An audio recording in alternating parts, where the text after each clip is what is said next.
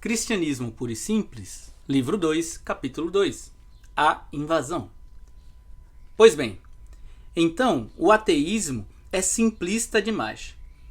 E vou lhes falar de outra visão igualmente simplista, que chamarei de cristianismo água com açúcar. Essa visão diz simplesmente que existe um Deus bom no céu e tudo o mais está bem, deixando de fora todas as doutrinas difíceis e terríveis sobre pecado, sobre o inferno, sobre o diabo e a redenção. Ambas as visões me parecem filosofias infantis. Não espere de mim uma religião simplista. Afinal de contas, as coisas reais não são simples. Elas até parecem simples, mas não são.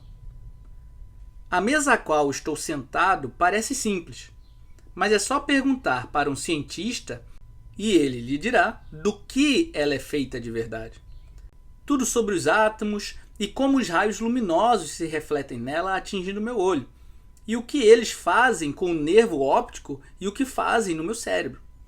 E é claro, você perceberá que o que chamamos de ver uma mesa nos conduz a mistérios e complicações infindáveis.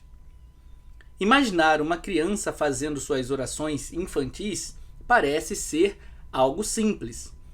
E se você se contentar em parar por aí, talvez seja. Mas, se não, e o mundo moderno normalmente não para por aí, e se quisermos ir em frente e perguntar o que está acontecendo realmente, devemos estar preparados para uma resposta mais complicada. Se pedirmos mais que o simplismo, seria tolice se queixar de que esse algo a mais não é simples. Não raro, entretanto, esse procedimento tolo é adotado por pessoas que não são nada bobas, mas que, consciente ou inconscientemente, querem destruir o cristianismo. Essas pessoas forjaram uma versão do cristianismo que é mais adequada a uma criança de 6 anos e fazem dela alvo de ataque. Quando você tenta explicar a doutrina cristã como ela realmente é, sustentada por um adulto instruído, as pessoas se queixam de que você está dando nó na cabeça delas, que tudo isso é complicado demais e que se houvesse um Deus de verdade, elas têm certeza de que ele teria feito a religião ficar simples, porque a simplicidade é tão bela e por aí vai. Mas você precisa estar alerta contra essas pessoas, pois elas vão mudar de ideia toda hora e só vão fazer você perder seu tempo. Note ainda como é absurda a ideia que elas têm de um Deus que faz a religião ficar simples. Como se a religião fosse algo que Deus tivesse inventado e não a sua afirmação de certos fatos bastante inalteráveis sobre a própria natureza. Pela minha experiência, a realidade, além de ser complicada, normalmente é esquisita. Ela não é pura, nem óbvia, nem é o que você esperava. Por exemplo, uma vez que você tenha entendido que a Terra e todos os outros planetas giram em torno do Sol, esperaria naturalmente que todos os planetas tivessem sido feitos para combinar. Que todos estivessem distantes iguais entre si, por exemplo, ou distâncias que aumentassem de forma regular, ou tivessem o mesmo tamanho, ou se tornassem maiores ou menores à medida que se distanciassem do Sol. Na verdade, não se pode encontrar combinação ou razão que seja observável, nem quanto aos tamanhos, nem quanto às distâncias. E alguns deles têm uma lua, um tem 4, um tem 2, alguns não têm nenhuma e um tem um anel. A realidade, na verdade, geralmente é algo que você não teria imaginado. E esse é um dos motivos pelos quais eu acredito no cristianismo. Trata-se de uma religião que você jamais teria imaginado. Se ela nos oferece apenas o tipo de universo que sempre teríamos esperado, eu teria a impressão de que ela é uma das nossas invenções. Mas, na verdade, a religião cristã não é o tipo de coisa que alguém teria inventado. uma vez que apresenta precisamente o tipo de mudanças que as coisas reais demonstram. Então vamos deixar para trás todas aquelas filosofias infantilizadas, aquelas respostas simplistas. Porque o problema não é simples e a resposta também não será. E qual é o problema? Um universo que contém muito do que é, obviamente, mal e aparentemente sem sentido, mas que contém criaturas como nós, que temos consciência de que ele é mal e desprovido de sentido. Há apenas duas perspectivas que conseguem dar conta de todos esses fatos. Uma é a visão cristã, de que é um mundo bom que se corrompeu, mas ainda retém na memória o que deveria ter sido. E a outra é aquela conhecida como dualismo. O dualismo significa a crença de que há dois poderes iguais e independentes por trás de tudo, sendo que um é bom e o outro mal, e que este universo é um campo de batalha, onde eles travam uma luta infindável. Pessoalmente, acredito que, ao lado do cristianismo, o dualismo seja o credo mais viril e sensato disponível no mercado. Porém, ele esconde uma pegadinha. Supõe-se que os dois poderes, ou espíritos, ou deuses, o bom e o mal, sejam bastante independentes. Ambos existiram por toda a eternidade. Nenhum deles gerou o outro, nenhum deles tem mais direito do que o outro de se autodenominar Deus. Cada um supõe que é bom e que o outro é, portanto, o mal. Um deles gosta de ódio e crueldade, e o outro de amor e misericórdia, e cada um apoia a sua própria visão. Agora, o que queremos dizer quando chamamos um deles de poder bondoso e o outro poder maligno? De duas uma. Ou estamos dizendo simplesmente que preferimos um em detrimento do outro, como preferir cerveja a cidra? Ou então estamos dizendo que, independentemente do que os dois poderes pensem sobre isso, e também do que nós, humanos, parecemos gostar no momento, um deles está efetivamente errado, realmente equivocado, mesmo se referindo a si como bom em sua natureza. Agora, se você quer dizer meramente que por acaso preferimos o primeiro, então temos de abrir mão totalmente de falar sobre o bem e mal, pois o bem significa o que você deveria preferir, independentemente daquilo que você, por acaso, prefira em qualquer dado momento.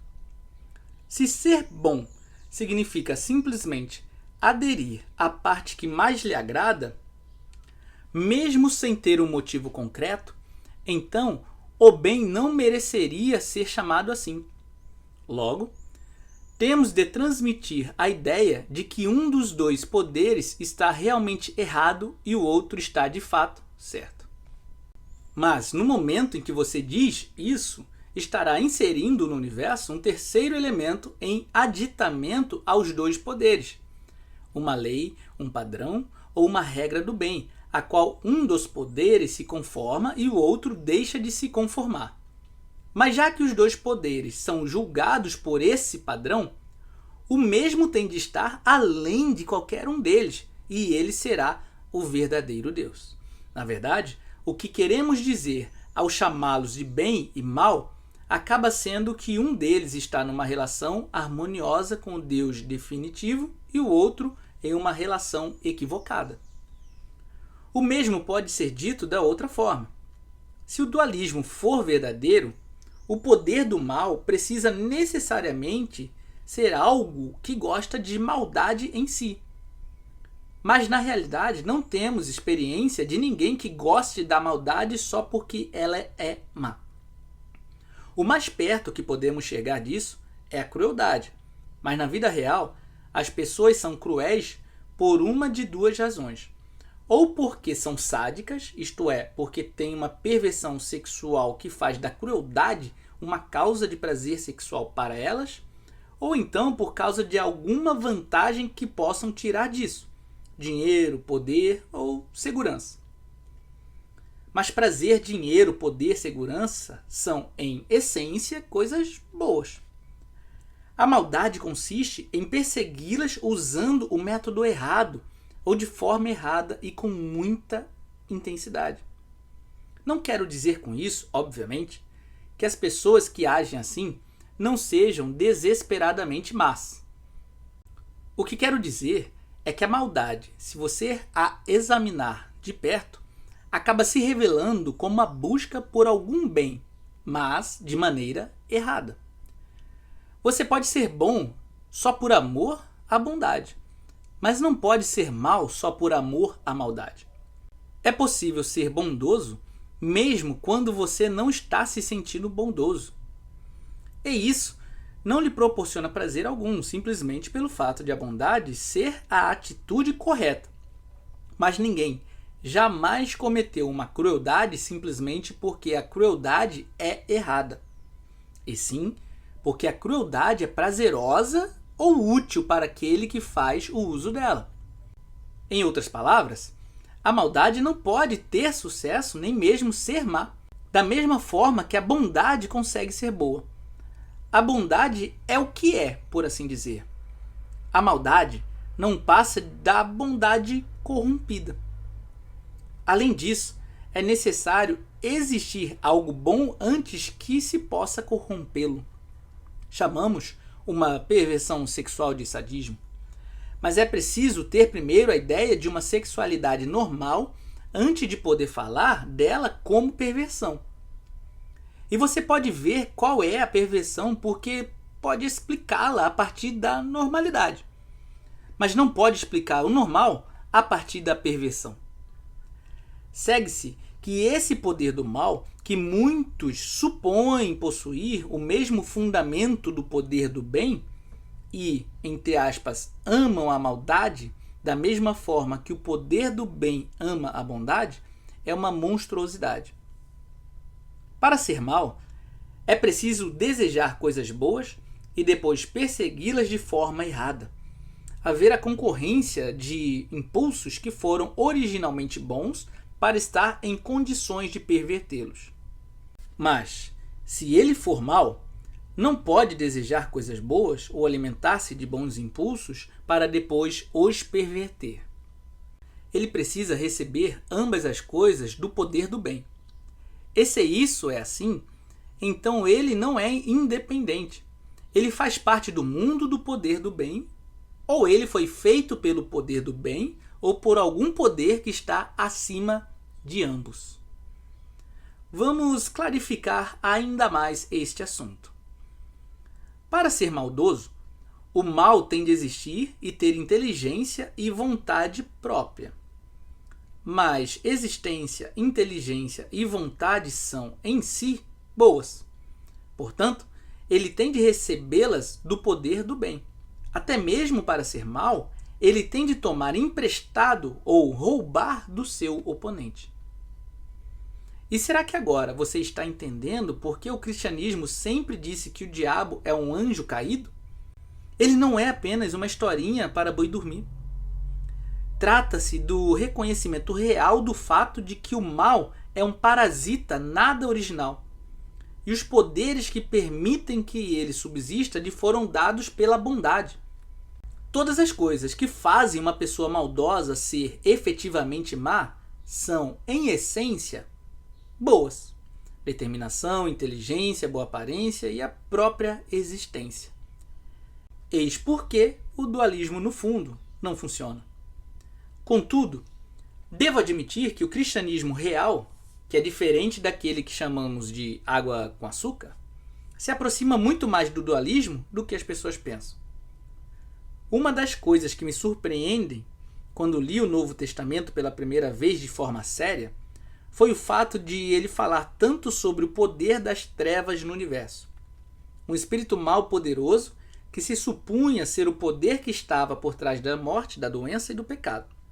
A diferença é que o cristianismo acredita que esse poder das trevas foi criado por Deus e que era bom por ocasião da sua criação, mas se corrompeu. O cristianismo concorda com o dualismo na acepção de que este universo está em guerra, mas discorda de que seja uma guerra entre poderes independentes. Ele a considera antes uma guerra civil, uma rebelião, e que estamos vivendo em parte de um universo que está ocupada pelos rebeldes. Um território ocupado pelo inimigo. Eis o que é o mundo. E o cristianismo é a história de como o rei legítimo aportou. Você poderia dizer até que aportou disfarçado e nos chama para participar de grande campanha de sabotagem. Quando você vai à igreja, na verdade está captando ondas secretas da rádio dos nossos aliados. Eis porque o inimigo está tão ansioso por nos impedir de ir até lá.